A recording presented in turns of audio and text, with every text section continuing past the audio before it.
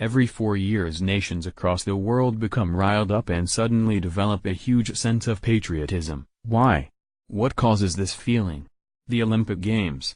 A collection of the world's best athletes and teams to compete in some of the world's toughest and most grueling sporting events, from super-speed swimming to never-ending races. These events show who's at the top of their field and proudly allow these winners to parade around with a metallic disc emblazoning their chest. Here we're going to look at 30 facts about this wonderful and downright mind-blowing experience that we all relish and miss during the other 3 years.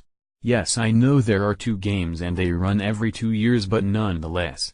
The early games were a religious festival from 776 BC to 393 AD. In 393 AD they became outlawed for being a pagan festival.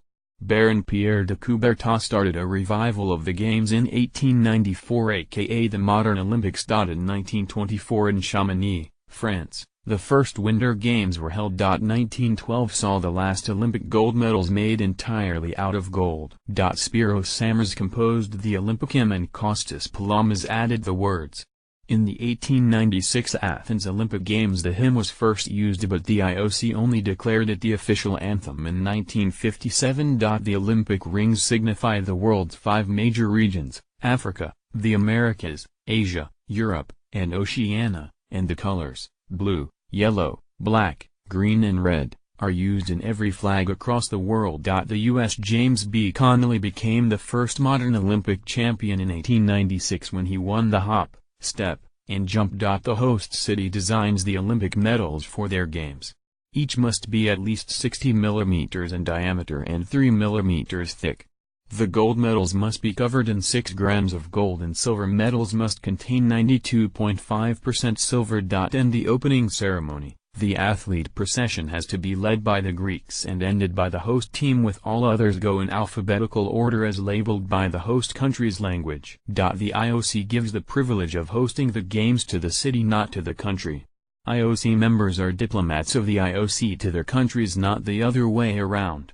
This makes the IOC an independent entity. The U.S., or more specifically CBS, first televised the Olympics during the 1960 Rome Games. An olive branch wreath was given to winners of the ancient Olympics events. Awarding the gold, silver and bronze medals started in the 1904 Olympics. The 1904 St. Louis, 1932-1984 LA and Atlanta 1996 Games mean that the U.S. has hosted the Olympics more than any other country. London holds the record of being the only city to have hosted the event 3 times, 1908, 1948 and 2012. In 1916, 1940 or 1944 there were no games due to the World Wars. Following the 1979 invasion of Afghanistan by the USSR, the 1980 Moscow Olympics saw 66 nations boycott the games. Every 2 years the Olympic flame is lit at Greece's Olympia before going to the host nation,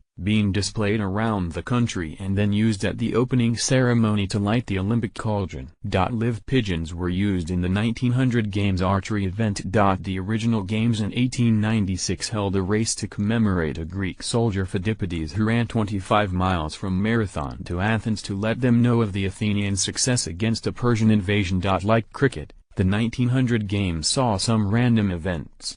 Croquet was also on the roster, with France winning every medal. The 2016 Games saw rugby on the cards for the first time since 1924. In 1921 the founder of the modern games, Pierre de Coubertin, used a Latin phrase citius, altius, fortius, swifter, higher, stronger, for the Olympic motto. In the 1920 Games, the Olympic flag was first flown. In Olympia, Greece, a flame was ignited by the sun and kept alight until the closing of the games. Its first appearance in the modern games was in Amsterdam in 1928. Originally, all wars in the region had to have a ceasefire during the games, and they were held to honor Zeus. Priestess of Demeter was the only married woman allowed to watch the ancient games, with any others who were caught being thrown over a cliff. In the 1896 Games soccer was to be played, but there were no teams to play the event. Cricket was last in the games in 1900. 2 countries entered, Britain and France. They took gold and silver respectively. The London Games in 1908 saw the first opening ceremony. Every time I watch Michael Phelps swim, or bolt being very aptly named, it gives the view such a rush? You feel like you can take on the world and want to try and get yourself into a new and more healthy and fit lifestyle. Now I know we're all probably watching these events with a bowl of chips and a can of Coke, but that's not the point.